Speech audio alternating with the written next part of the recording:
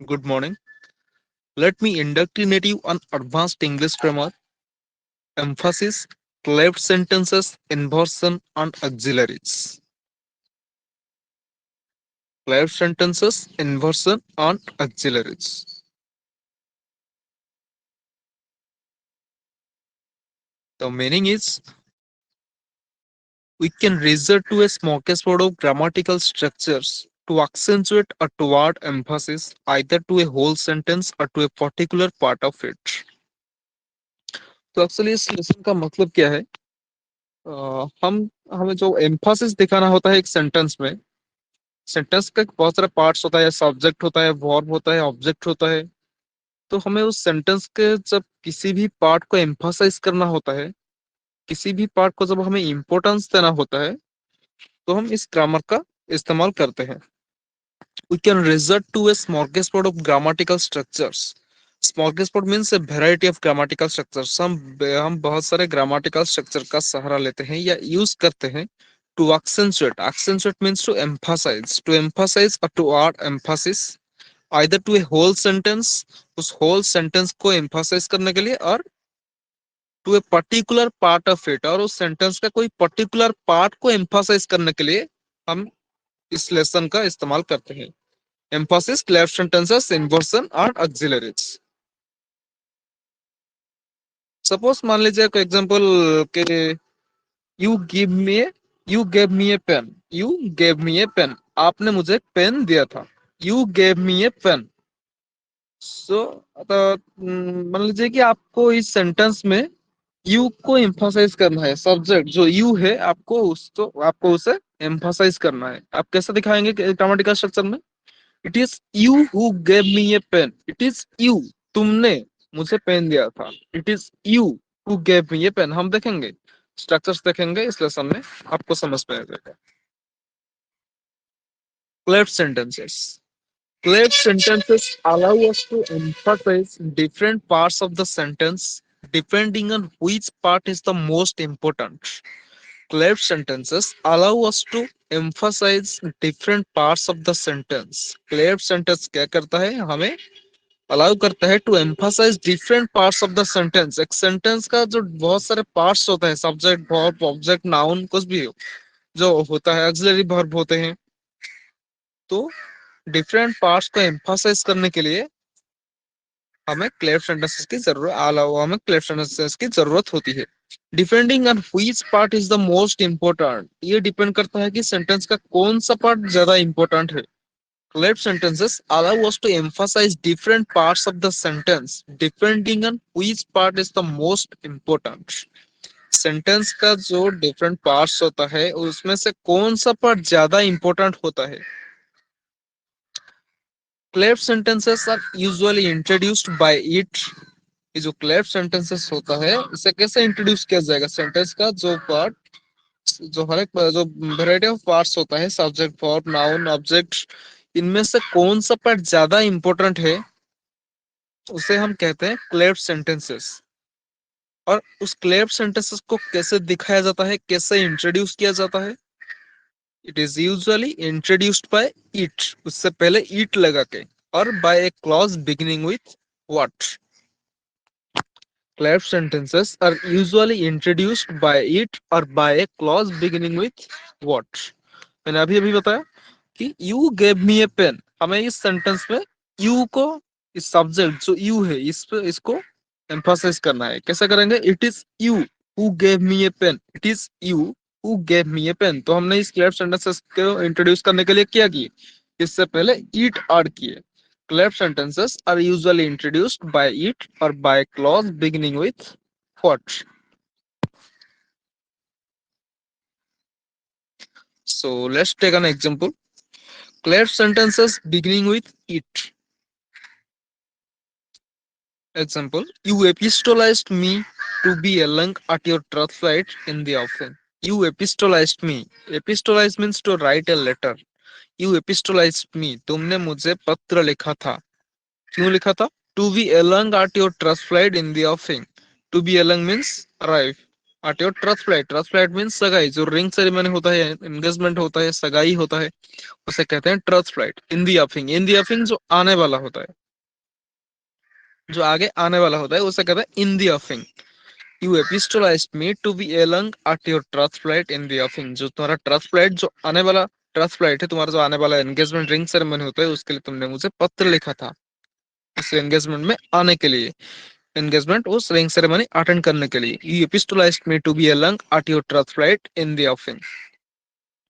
We can accentuate different elements of this sentence by moving them to the front of the sentence after it plus be। हमें इस sentence के जो बहुत सारे parts होते हैं, पार्ट्स से यू एपिस्टोलाइज्ड मी, इस सेंटेंस में सब्जेक्ट है, वर्ब है, ऑब्जेक्ट है। तो हमें जब इस सेंटेंस के कोई भी पार्ट को एम्फासिस दिलाना हो, कोई भी पार्ट को एम्फासाइज करना हो, हमें क्या करना पड़ेगा? सेंटेंस को by moving them to the front of the sentence, sentence के पहले लाके कैसे लाएंगे? पहले ईट लिखेंगे, उसके बाद प्लस बी, बी वर्ब, उसके बाद उसे ऐड करेंगे। एग्जांपल्स में देखेंगे हम। तो क्या हुआ एम्फासिस तब हम डाले, it was you who epistolized me to be along at your trust flight in the offing. It was you, तुमने मुझे बुलाया था। इट वाज यू, एम्फासिस किस पे दिया गया? किसे एम्फासाइज किया गया? सब्जेक्ट को, यू को। तुम मुझे बुलाए थे, इसको हम एम्फासिस दे रहे हैं। Mphasis you, not another person, कोई और ने मुझे नहीं बुलाया था, तुमने मुझे बुलाया था। It was you who epistolized me to be along at your trust flight in the offing. Next, हम यू के ऊपर यू को एम्फासाइज दिए, तो नेक्स्ट देंगे इवेंट को, किस लिए बुलाया था? It was the trust flight in the offing that you epistolized me to be along. It was the trust flight in the offing that you epistolized me to be along. यहाँ पे किससे emphasise किया जा रहा है? Event को। The trust flight, not another event, कोई और इवेंट नहीं था, वो ट्रस्ट फ्लाइट था तुम्हारा, रिंग सेरेमनी था तुम्हारा, एंगेजमेंट था तुम्हारा, सगाई था। यहाँ पे इवेंट को एम्फासाइज किया गया है। It was the trust flight in the offing that you epistolized me to be along. पहले वाला सेंटेंस में किससे एम्फासाइज किया गया? सब्जेक्ट पर, you, not another person, you. It was you who epistolized me to be along at your wedding, at your trust flight in the offing. It was you who epistolized me to be along at your trust flight in the offing. It was you, यहाँ पे you को emphasise किया जा रहा है, not another person, कोई और इंसान नहीं, यू। सेकंड वाला पार्ट में किससे एम्फासाइज किया जा रहा है? इवेंट को। It was the trust flight in the offing, emphasis किससे दिया जा रहा है? ट्रस्ट फ्लाइट, सगाई को, एंगेजमेंट को, रिंग सेरेमनी को, नॉट अनदर इवेंट, कोई और इवेंट नहीं था, वो ट्रस्ट फ्लाइट था तुम्हारा, रिंग सेरेमनी था। It was the trust flight in the offing that you epistolized me to be along. तो इससे कहते हैं cleft sentence. Next,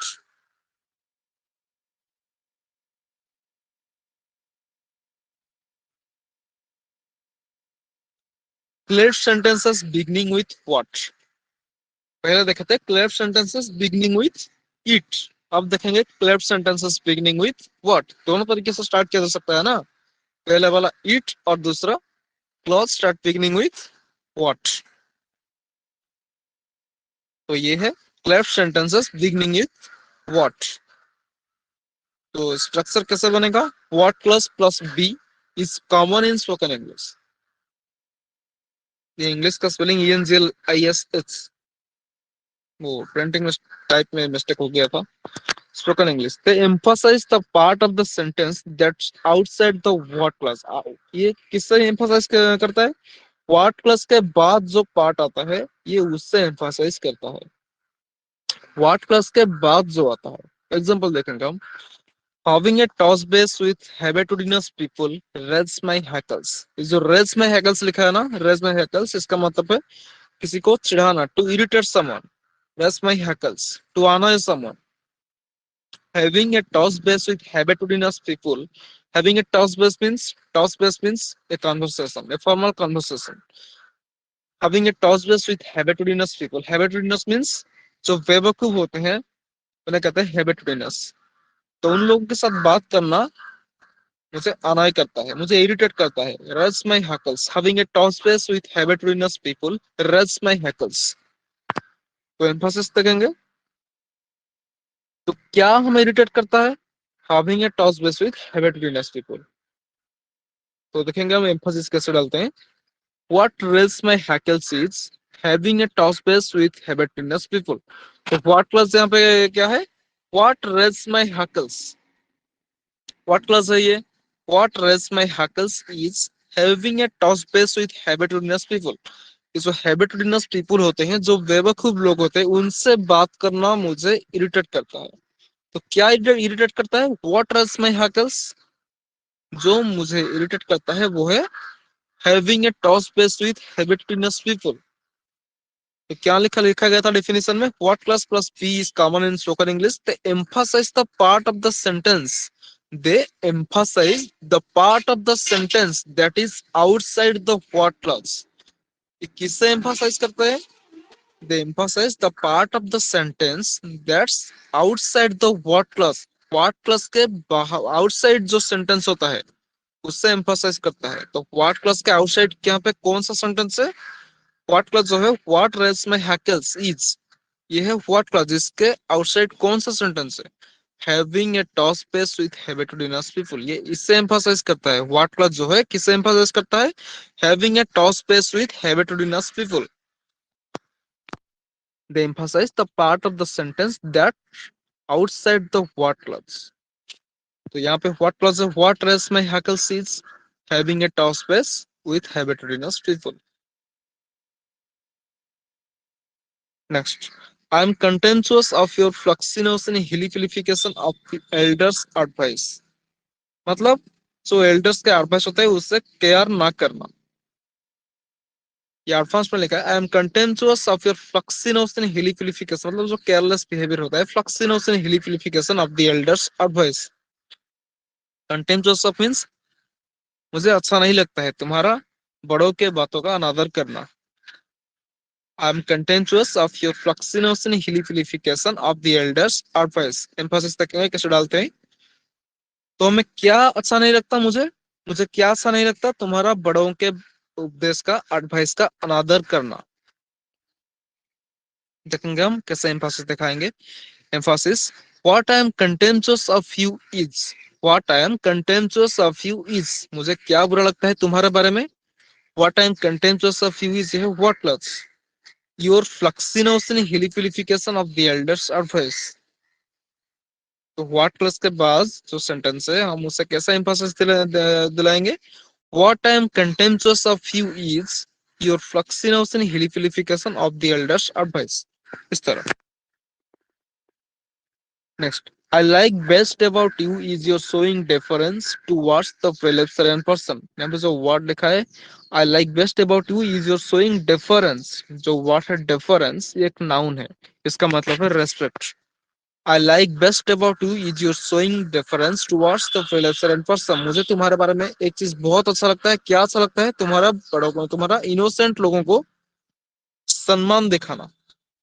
is your showing difference towards the feliarent person. तो क्या अच्छा लगता है मुझे?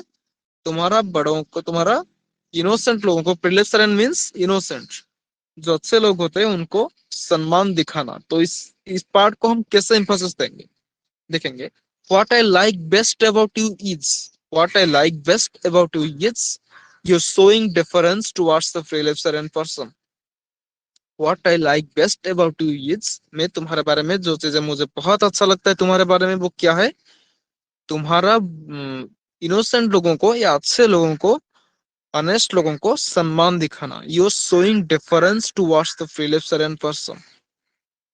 इस बात को हम एम्फासिस दे रहे हैं। व्हाट प्लस क्या है? What I like most about you is.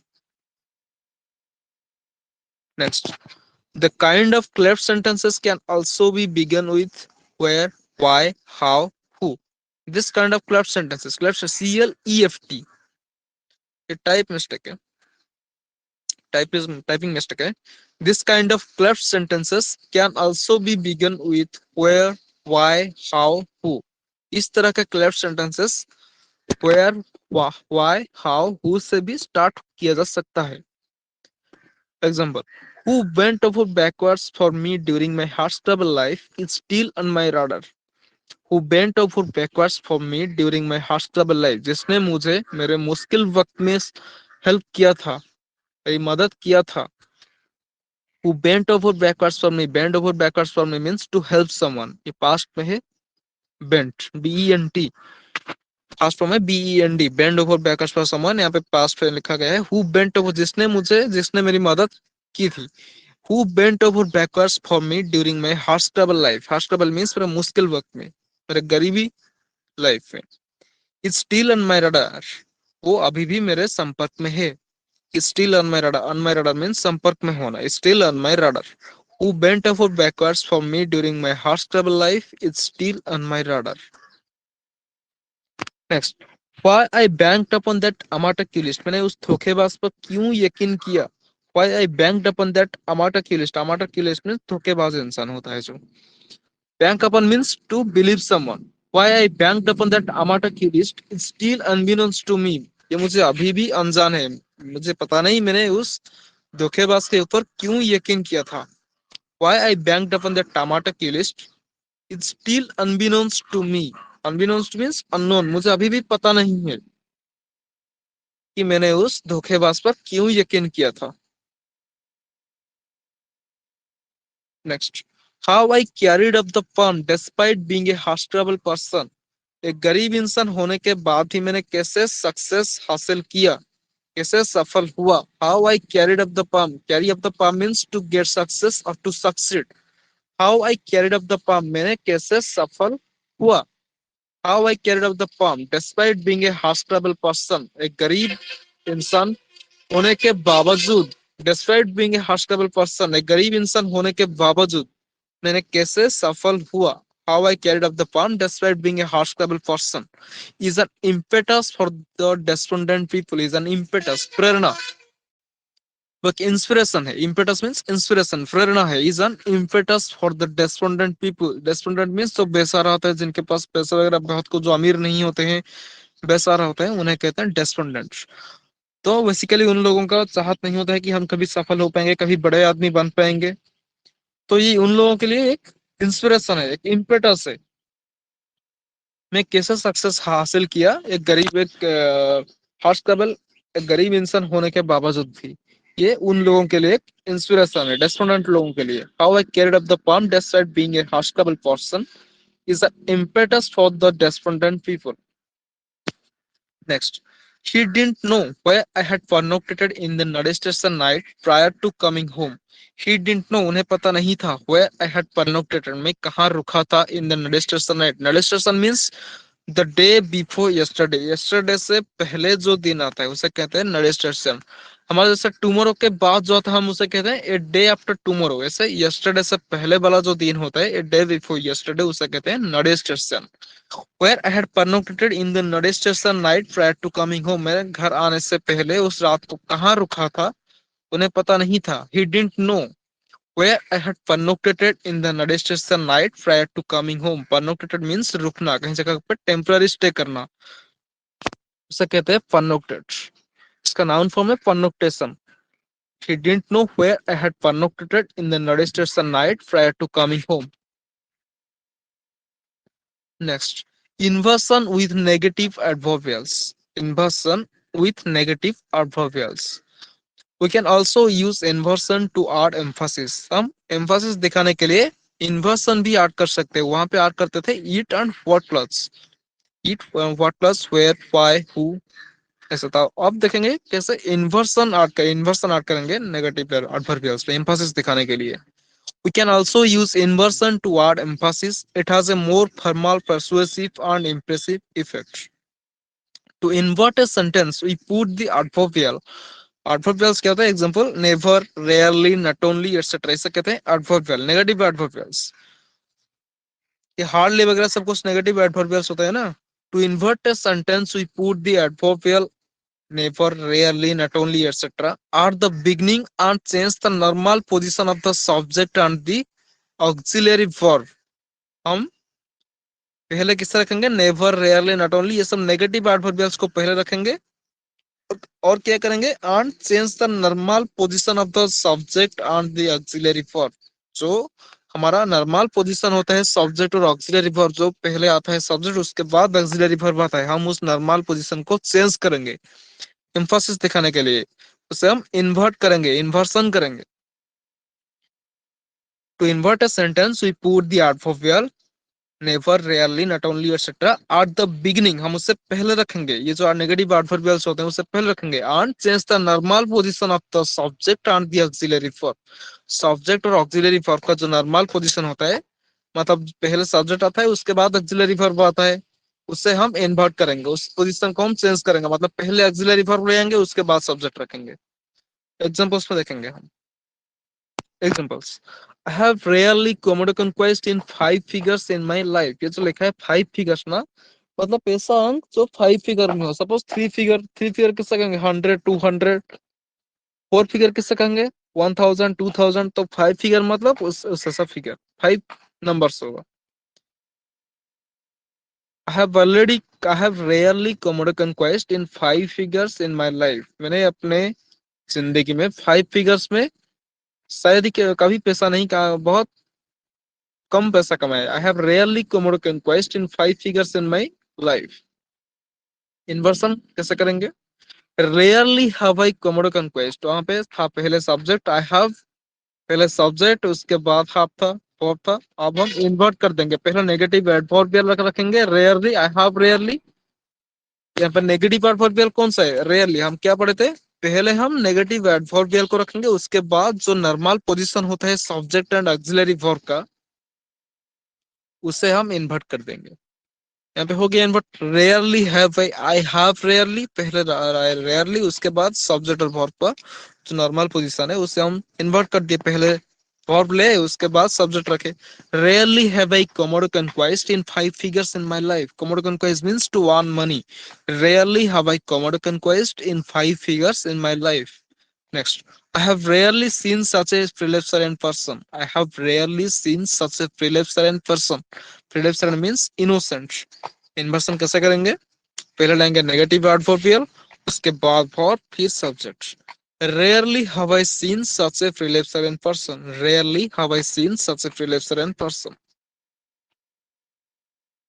Next, if there is no auxiliary verb, we need to add one. अगर वहां पे कोई auxiliary verb नहीं हो तो हमें कुछ ना कुछ ऐड करना पड़ेगा, जैसे डू, डज, डिड, ऐसे आप पढ़े होंगे। For example, I not only have a Mercedes, conversely I can also scoop up A Rolls Royce. I not only have a Mercedes, conversely means यहाँ पे बट या हाउएवर आप जो बोलते हैं उसे मैंने एडवांस में लिखा है conversely. I not only have a Mercedes, conversely, I can also scoop up a Rolls Royce. मैं Rolls Royce भी खरीद सकता हूँ। Scoop up means to buy. कैसे इन्वर्सन करेंगे? Not only do I have a Mercedes, यहाँ पे auxiliary verb नहीं है। I not only have a Mercedes, have यहाँ पे main verb है। यहाँ पे ऑक्सिलरी तो नहीं है ना, तो हमें ऑक्सिलरी के लिए कुछ ना कुछ ऐड करना पड़ेगा, डू ऐड करना पड़ेगा। ये प्रेजेंट सिंपल का है तो हमें डू ऐड करना पड़ेगा, पास्ट का होता तो डीड ऐड करते, अगर थर्ड पर्सन सिंगुलर वाला सब्जेक्ट होता तो हम डज ऐड करते। यहाँ पे आई है फर्स्ट पर्सन है, आई तो फर्स्ट पर्सन है तो हमें डू को ऐड करना पड़ेगा। Not only do I have A Mercedes, conversely I can also scoop up a Rolls Royce. Not only do I have a Mercedes, conversely, I can also scoop up a Rolls Royce.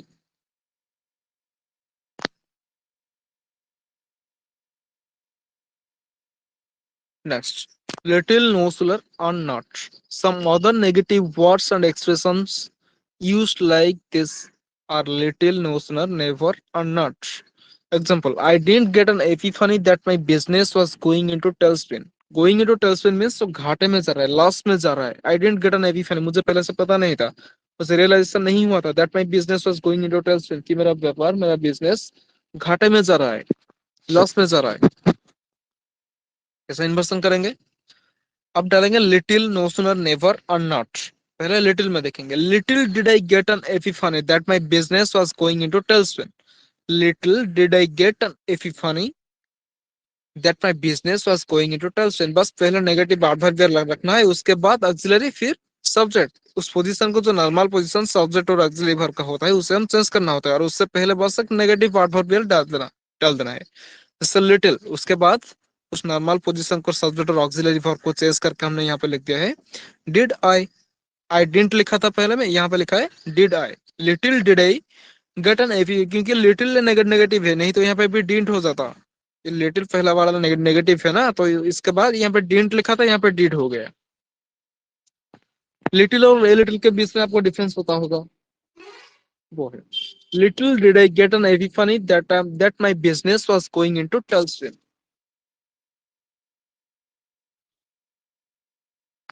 उसके बाद देखेंगे no sooner. No sooner had the flagitious absquatulated than the police zeroed in on him. Zero in on someone means किसी को shoot करना, किसी के ऊपर M करके उसे शूट करना। जब पुलिस शूट करते हैं ना, गन फायरिंग करते हैं, तो उसके लिए एडवांस फ्रेज है zero in on. No sooner had the flagitious absquatulated, flagitious means criminal, absquatulated means भागा, जैसे ही वो भागना शुरू किया, पुलिस ने उसे फायरिंग करना शुरू कर दी। The police zeroed in on him. No sooner had the flagitious absquatulated, जैसे ही उस क्रिमिनल ने भागना शुरू किया, then the police zeroed in on him. Police ने उस पर गोली चलाना शुरू कर दिया।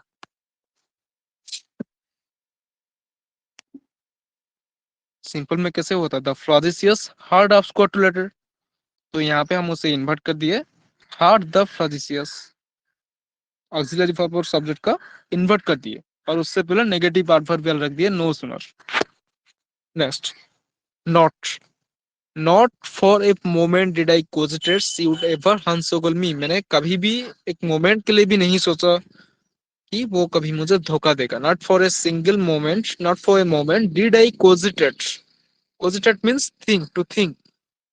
Not for a moment did I cogitate she would ever hornswoggle me, वो कभी मुझे धोखा देगा। तो पहले बार में आ गया नेगेटिव एडवर्बियल नॉट, और सब्जेक्ट और ऑक्सिलरी वर्ब का जो नॉर्मल पोजीशन है, पहले सब्जेक्ट आता है फिर ऑक्सिलरी वर्ब आता है, उससे हम इन्वर्ट कर दिए did I. Not for a single not for a moment did I cogitate she would ever hornswoggle me. Next emphatic auxiliaries. Example देखें हम ऑक्सिलरीज को कैसे एम्फासिस देंगे। वहां पे सब्जेक्ट को दे रहे थे, अनदर पार्ट को दे रहे थे, अब देखेंगे कैसे ऑक्सिलरी पर एम्फासाइज करना है। ऑक्सिलरी वर्ब को कैसे एम्फासिस देंगे। एग्जांपल, सपोज आपको टीचर आपको पूछ रहे हैं why are you not attending classes everyday. आपको आपके टीचर पूछ रहे हैं, टी लिखा है ना, टी मींस टीचर, नीचे एस, एस मींस स्टूडेंट। तो पहले टीचर पूछ रहे हैं why are you not attending classes every day, तुम हमेशा क्लास अटेंड क्यों नहीं कर रहे हो। Why are you not attending classes every day. तो स्टूडेंट क्या आंसर दे रहा है, I am attending. Who told you I am not, I am attending, मैं अटेंड कर रहा हूँ। आई यहाँ पे हो ना, ऑक्सिलरी पे एम्फासिस किया गया, ऑक्सिलरी को एम्फासिस किया गया। आई am attending, who told you I am not. ऐसे करते हैं, ऐसे एम्फासाइज करते हैं ऑक्सिलरीज को। If there is no auxiliary verb, we can use do, does और did to word emphasis। अगर auxiliary verb नहीं हो, सपोज है आई प्ले, उससे आप कैसे नेगेटिव करते हैं, आई डोंट प्ले, क्योंकि यहाँ पे नेगेटिव ऑक्सिलरी वर्ब नहीं है। आई प्ले में सब्जेक्ट है और प्ले जो है वो मेन वर्ब है, तो यहाँ पे तो ऑक्सिलरी नहीं है ना, आप इससे नेगेटिव कैसे करते हैं। I don't, I play, play main verb है, आई प्ले, आप इसे नेगेटिव कैसे करते हैं, I don't play. Do out करते हैं आप, प्रेजेंट में अगर पास्ट होता तो आप डिडंट लिखते, आई डिडंट प्ले। और थर्ड पर्सन सिंगुलर वाला सब्जेक्ट होता, अगर ही होता तो ही डजंट प्ले। ऐसे उसके बाद वर्ब का बेस फॉर्म मार्ड हो जाता है। सो जब ऑक्सिलरी वर्ब नहीं होता है, वहां हम क्या करते हैं, डू, डज और did to add emphasis। These words in both spoken and written English। Spoken English और रिटन इंग्लिश दोनों में इस्तेमाल किया जाता है। I lucubrate to scrape through the final exam. यहाँ पे देखिए, I lucubrate to scrape through the final exam. Example, I lucubrate, यहाँ पे सब्जेक्ट है, और जो लुकुब्रेट ये मेन वर्ब है, यहाँ पे ऑक्सिलरी वर्ब कुछ नहीं है, यहाँ पे सिर्फ सब्जेक्ट है और मेन वर्ब है। I lucubrate to scrape through the final exam. Scrape through means pass हो जाना, फाइनल एग्जाम में पास हो जाना। I lucubrate, lucubrate means to study hard. तो एम्फासिस कैसा देंगे हम ऑक्सिलरीज में, यहाँ पे तो सब्जेक्ट और मेन वर्ब है, हम ये सिंपल, ये प्रेजेंट सिंपल वाला सेंटेंस है, तो हम लाएंगे कौन सा ऑक्सिलरी, डू वाला ऑक्सिलरी। एम्फासिस देंगे I do lucubrate to scrape through the final exam. I do lucubrate to scrape through the final exam. ऐसे। Next, he pulled a blinder in his hebdomadal test।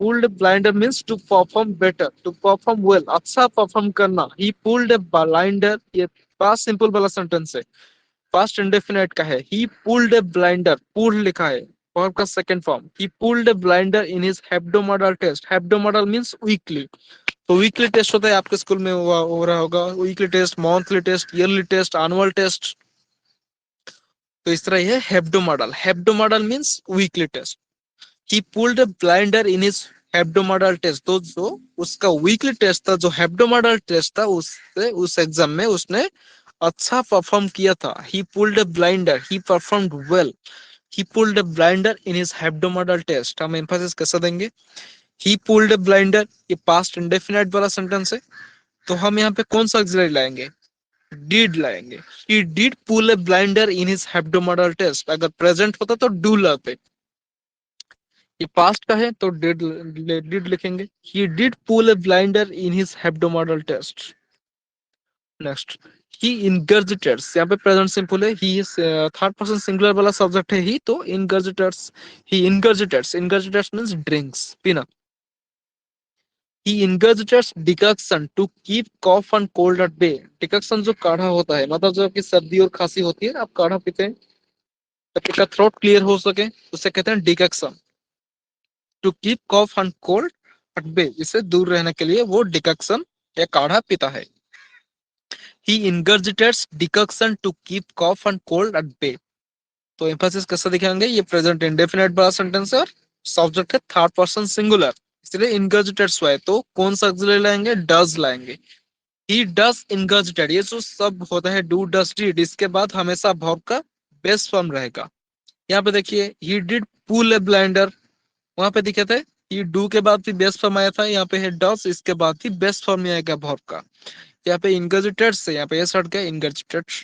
He does ingurgitated decoction to keep cough and cold at bay. Next, affirmative emphasis of a whole sentence, affirmative emphasis of a whole sentence क्या होता है ये, emphatic do often occurs after emphatic adverbs like certainly or rarely, जो एम्फाटिक do है इसे हम कभी कभी सर्टनली के बाद भी यूज करते हैं, सर्टनली और जो रियली होता है, इस जो एडवर्ब्स होता है उसके बाद भी हम कभी कभी डू को इस्तेमाल करते हैं। तो कैसे example, I certainly do have an aspirance you scrape through your final test, I certainly do have an aspirance, aspirance means hope, मुझे आशा था कि तुम तुम्हारे फाइनल टेस्ट पास कर जाओगे, I certainly do have an aspirance you scrape through your final test. Next, suppose आपके parent आपको पूछ रहे हैं do you complete your homework, तुम अपना होमवर्क कंप्लीट करते हो, तो सन बेटा क्या आंसर दे रहा है, आई certainly do complete my homework, I certainly do complete my homework. Mphasis of a verb used with adverbs of frequency such as never, rarely, seldom, often, always, इसके बाद भी हम कैसे डू डिटेल्स का इस्तेमाल करेंगे। Example, those whose lollygagged instead of lucubrating always treat comic proper, those who lollygag, जिन्होंने वक्त बर्बाद किया था, lollygag means to waste time, those who lollygagged instead of lucubrating, पढ़ने के बजाय जो वक्त बर्बाद किए थे, always did comic proper, वो फेल हुए, असफल हुए, always did comic proper, comic proper means असफल हो जाना। Next, the business he kicked off usually did commodore conquest. The business he kicked off, दो business उसने शुरू किया था, usually did commodore conquest, अच्छा प्रॉफिट किया, usually did commodore conquest. Next, emphasis of a positive result when we don't know some information or are in doubt. जब हमें किसी इंफॉर्मेशन के बारे में पता नहीं हो और हम उसके बारे में डाउट है, हम संदेह में है, हमें शक होता है, तो एग्जाम्पल देखेंगे, I quell to hear that you do like devouring bread at night, I quell मुझे खुशी होता है, टू हियर दैट सुन के खुशी हुआ, खुशी होता हूँ सुन के, that you do like devouring bread at night, कि तुम रात को ब्रेड खाना या रोटी खाना पसंद करते हो, you do like devouring bread at night, मतलब है क्या है, इसका मतलब है, मतलब आपको पता नहीं, आपको घर में कोई मेहमान आए हैं, आपको पता नहीं वो रात को क्या खाते हैं, लेकिन आप अपने घर में क्या खाते हैं, रोटी खाते हैं, और आज आपके घर में वही रोटी है, रोटी के अलावा आपके घर में और चावल वगैरह, चावल दाल वगैरह कुछ नहीं है, तो आप रात रात को हमेशा रोटी खाते हैं। आपको पता नहीं आपके मेहमान क्या खाते हैं, लेकिन आपको जब पता चला कि वो भी रात को रोटी खाते हैं, तो आपको सुन के खुशी हुआ कि हाँ तब तो काम हो गया, हमारे पास रोटी है, अच्छा हुआ, हमें और कुछ बनाना रसोई करना भी नहीं पड़ेगा, जो है उससे काम चल जाएगा, हम भी रोटी खाते हैं वो भी रोटी खाते हैं। तो वैसे क्या लिखा है, emphasis of a positive result when we don't know some information और आर इन डाउट। आप डाउट में है कि आप उस मेहमान को क्या दें, हम तो रोटी खा लेते हैं लेकिन उन्हें हम क्या दें, लेकिन वो रिजल्ट पॉजिटिव निकला, वो भी रोटी खाते हैं रात को। I quell to hear that you do like devouring bread at night. Devour means to eat. ing लगा है devouring, eating. I quell to hear that you do like devouring bread at night. Next, I was in my element. ये इसका मतलब भी होता है I am happy. In my element means to be in someone's element. I am in element. You are in your element. इसका मतलब I am happy. I was in my element to get to know that you did hit on all cylinders in your final exam. I was in my element to get to know that you did hit on cylinders in your final exam. To hit on all cylinders means to perform well, और भी एक phrase बताया था, to pull a blinder, एक और नया है idiom, hit on all cylinders। तुम तुम्हारे फाइनल एग्जाम में अच्छा परफॉर्म किए थे, सुन के मुझे खुशी हुआ। I was in my element, मुझे खुशी हुआ। टू गेट टू नो, ये जान के कि you did hit on all cylinders in your final exam, तुम तुम्हारे फाइनल एग्जाम में अच्छा परफॉर्म किए थे। Next, affirmative contradiction of a negative statement। affirmative contradiction of a negative statement, example देखेंगे। They think I don't resort to calisthenics and that's why I am a man of M1 point. Conversely, I do resort to calisthenics। क्या है इस sentence का मतलब, बहुत advance sentence है। They think I don't resort to calisthenics। calisthenics means exercise। वो सोचते हैं, they think I don't resort to calisthenics, मैं एक्सरसाइज वगैरह नहीं करता। I don't resort to calisthenics। calisthenics means exercise। वो ऐसा सोचते हैं। They think I don't resort to calisthenics एक नेगेटिव स्टेटमेंट है। And that's why I'm a man of M1 point, तो इसलिए मैं बहुत मोटा आदमी हूँ। I am a man of M1 point। M1 point means मोटापा, मोटापा जिसमें जो मोटापा मोटा होते हैं। M1 point एक नाउन है। They think I don't resort to calisthenics and that's why I'm a man of M1 point। Conversely, लेकिन I do resort to calisthenics, लेकिन मैं एक्सरसाइज करता हूँ। I do resort to calisthenics। ये हो गया अफर्मेटिव कंट्राडिक्शन। वो कुछ और सोचते थे लेकिन रिजल्ट कुछ और निकला। नेगेटिव स्टेटमेंट क्या था, they think I don't result to calisthenics and that's why I'm a man of M1 bench। Conversely, I do resort to calisthenics, ये कंट्राडिक्शन हो गया। Conversely, I do resort to calisthenics, लेकिन मैं करता हूँ। वो सोचते हैं कि मैं एक्सरसाइज वगैरह नहीं करता हूँ, लेकिन मैं करता हूँ। Conversely, I do resort to calisthenics। Next, my unceremonious countenance, मेरा जो ये घटिया चेहरा है, काउंटेनेंस जो गरीबी वाला चेहरा है। अनसेरेमोनियस काउंटेनेंस एग्जिट्स दैट, दिखाता है, एग्जिट्स मींस दिखाना, दिखाता है दैट आई एम ब्रासिक कि मैं बहुत गरीब हूँ। एंड आई डोंट कमोडकन कह सकता, और मैं पैसा नहीं कमाता। कन्वर्सली आई डू कमोडकन कह, लेकिन मैं कमाता हूँ। मैं दिखता कुछ और हूँ लेकिन मैं हूँ कुछ और, मैं कुछ और हूँ। मैं जो दिखता हूँ वो नहीं हूँ। मेरा काउंटेनेंस हो है, मेरा जो अपीयरेंस है वो भले ही गरीबी वाला दिखता हो, लेकिन गरीबी वाला दिखता हो और मैं पैसा जैसा नहीं कमा रहा हूँ, लेकिन मैं पैसा कमाता हूँ। Conversely I do commode conquest, contradiction हो गया। नेगेटिव स्टेटमेंट क्या था, mind unceremonious countenance exits that I am brassic, brassic means poor, जिसके पास कुछ पैसा वगैरह कुछ नहीं हो, निकम्मा हो। मैं दिखता तो वैसा हूँ मेरा अपीयरेंस, लेकिन मैं ऐसा हूँ नहीं। Conversely I do commode conquest, क्योंकि मैं कमाता हूँ। एक कंट्राडिक्शन हो गया, अफर्मेटिव कंट्राडिक्शन। अब देखेंगे कंट्रास्टिंग। कंट्रास्टिंग कैसे होता है। Notwithstanding, I don't like 90s songs। Notwithstanding means even though या दो। Notwithstanding, I don't like 90s songs। 90s के जो ओल्ड सॉन्ग्स होते हैं मैं भले ही वो लाइक नहीं करता हूँ।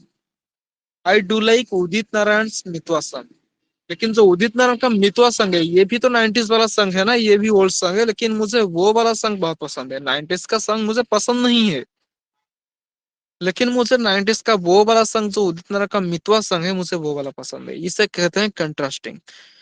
पहले में तो आपको 90s वाला सॉन्ग पसंद नहीं, आप बोल रहे हैं I don't like 90s songs, but I do like Udit Narayan Mitwa song. ये उदित नारायण का जो मितवा संग है, सुने होंगे आप, ये भी तो 90s का संग है ना उदित नारायण का, लेकिन आपको ये वाला संग पसंद है, इसे कहते हैं contrasting. Understanding I don't like 90s songs, I do like Udit Narayan Mitwa संग। Next, I am contemptuous of affronting people. मुझे लोगों की निंदा करना या लोगों का अपमान करना बुरा लगता है। I am contemptuous of affronting people. Affronting means insulting, बुरा लगता है। कन्वर्सली इफ नीड भी, अगर जरूरत हुई, आई डू अफरंट सम पीपल, मैं भी कुछ लोगों को अपमानित करता हूँ। पहले में तो मुझे पसंद नहीं है किसी का अपमान करना, लेकिन जब जरूरत होती है मैं भी किसी का अपमान कर देता हूँ। कन्वर्सली इफ नीड भी, अगर जरूरत हुई तो, if need be I do affront some people, ये है contrasting. Next, I have a contempt for stravaiging about the roads. मुझे रोड्स पे ऐसे एमलेसली घूमना पसंद नहीं है। I have a content for stravaiging about the road. Stravaig means घूमना, STRAVEING for stravaiging about the roads. मुझे रोड में ऐसे एमलेसली घूमना पसंद नहीं है। I have a content for that. I have a content for stravaiging about the roads. Conversely I do stravaig when I feel so vegan. लेकिन मैं घूमता हूँ, मुझे पहले में तो पसंद नहीं है घूमना एमलेसली, लेकिन मैं कभी कभी भी ऐसे घूमता हूँ। I do stravaig when I feel so overwhelmed, जब मैं दुखी रहता हूँ। when I feel so overwhelmed, when I am sad, when I feel so overwhelmed, overwhelmed means sad, जब मैं दुखी होता हूँ, तब मैं अकेला aimlessly कभी कभी रोड्स पे घूमता हूँ। I do stray। तो अब कुछ एक्सरसाइज देखेंगे, जैसे हम कभी कभी सब्जेक्ट पे एम्फोसिस डालते थे सेंटेंसेस में, काफी ऑक्सिलरीज पे एम्फोसिस डालते थे, तो अब उसके ऊपर कुछ एक्सरसाइज देखेंगे। वेयर ऐड करते थे, व्हाई ऐड करते थे, व्हाट ऐड करते थे, ईट ऐड करते थे। क्लेफ्ट सेंटेंसेस को इंट्रोड्यूस करने के लिए व्हाट प्लस का ऐड करते थे, तो हम उसके ऊपर कुछ एक्सरसाइज देखेंगे। First question, it dash my high school teacher who inspired me to become a writer. It dash my high school teacher who inspired me to become a writer. यहाँ पे आपको एक ऑक्सिलरी डालना है। कैसे डालेंगे एम्फोसिस ऑक्सिलरी? पहले sentence को देखिए, it dash my high school teacher who inspired me. Sentence कौन सा टेंस में है? पास्ट इंडेफिनिट में है। हु इंस्पायर्ड, B2 वर्ब का सेकंड फॉर्म, इंस्पायर्ड ईडी लगा हुआ है। Who inspired me to become a writer. तो आपको यहाँ पे कौन सा वाला ऑक्सिलरी डालना है? वाज। आंसर लिखा है was. It was my high school teacher who inspired me to become a writer. Sentence past indefinite में है। Who inspired me to become a writer, तो ये पास्ट में इंडेफिनिट में, तो आपको पास्ट ऑक्सिलरीज पे डालना है। Was, it was my high school teacher who inspired me to become a writer. अगर प्रेजेंट होता तो इज लिखते, और कोई भी ऑक्सिलरी ना होता तो आपको डू ऐड करना पड़ जाता। Next, he did that for you, that's amazing, he really dash love you, you know. तो यहाँ पे आप क्या डालेंगे? Does. He really does love you, you know, क्योंकि ही थर्ड पर्सन सिंगुलर है। He really does love you, does का must भी आप ऐड कर सकते हैं। He really does love you, you know. Next, dash annoys me most about your neighbors is the noise they make. What annoys me, answer है what। what लिखेंगे आप यहाँ पे what। हम देखे थे what लिखते थे, what प्लस लिख के लेफ्ट सेंटेंसेस बनाते, एम्फोसाइज करते थे, और ईट से शुरू भी करते थे। तो यहाँ पे है, यहाँ पे लगेगा what, यहाँ पे अप्रोप्रिएट है what। what annoys me most about you, our neighbors, what annoys me most about our neighbors is the noise they make. What annoys me most about our neighbors is the noise they make. Next, you should take that job. Not only does you be doing what you love, you will also make more money. You should take that job. You should take that job. Not only does you be doing what you love, you will also make more money. Not only will you be doing what you love, you will also make more money. तो यहाँ पर लिखा है you will also make more money, तो यहाँ पे आपको डालना है will। Not only will you be doing what you love, you will also make more money. It was incredible. Never dash I seen such an exciting tennis match.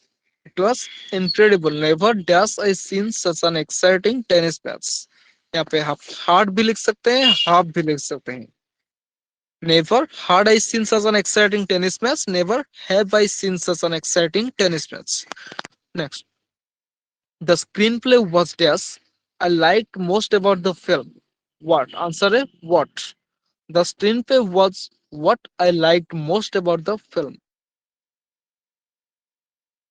Next, painting a room is easy. You just roll the paint on. Dash is all the preparation that I dislike. Preparation, painting a room is easy. You just roll the paint on. Dash is all the preparation that I dislike. It is all the presentation that I dislike. Answer A, it. Next, no sooner dash the tickets gone on sale than they sold out. No sooner had the tickets gone out than they sold out. Next, never dash I forget the kindness they treated us with. Sentence किसमें past indefinite में है. Never dash I forget the kindness they treated ये second form है. verb का second form past है. They treated us with, तो यहाँ पे आपको डालना होगा auxiliary did. Never did I forget the kindness they treated us with.